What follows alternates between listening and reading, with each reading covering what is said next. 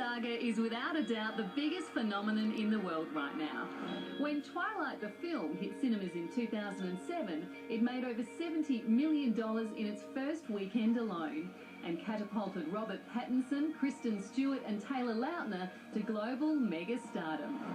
With the second film, New Moon, breaking box office records in the States, Twihards are bracing themselves for the third film, Eclipse, as the most anticipated film of the year. You wouldn't have to change for me, Bella.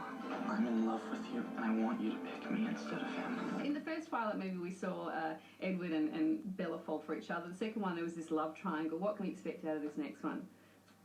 There's a huge decision to be made, and it's her best friend in the world, and so she doesn't want to sacrifice that, and so it's a huge conflict. It's really hard. I mean, to choose between two people that you really actually do truly love. I promise to love you every moment forever.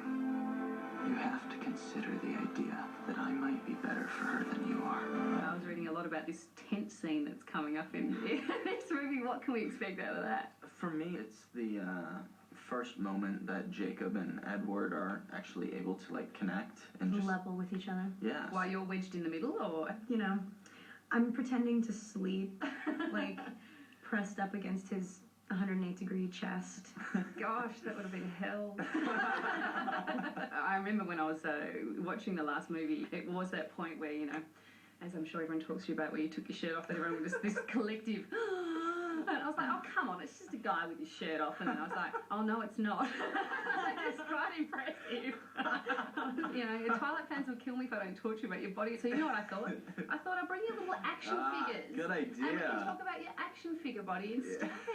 It's not as buff as you. It's not, that's what I thought. It's not as defined. I think the face is pretty impressive.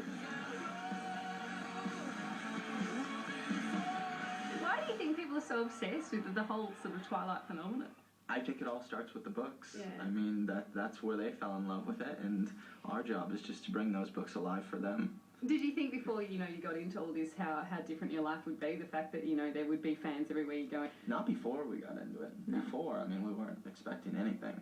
Yeah. So it came as a complete surprise. Yeah, and is it different sort of every country you go? Are the fans different, you know, and different levels of obsession? Definitely. I mean, maybe not the level of obsession, but the way they choose to show it. Yeah. It's always very different. I describe our fans as there's like 3 different levels. There's the screamers, and then we get more intense. And there's the criers, and then the most intense are the They need to be fainters. taken out. Yeah. And the mums, I would imagine, are sometimes worse than the kids, Absolutely. are they? The moms freak for them. Yeah, the moms right. are like, hey, honey, where's Taylor? I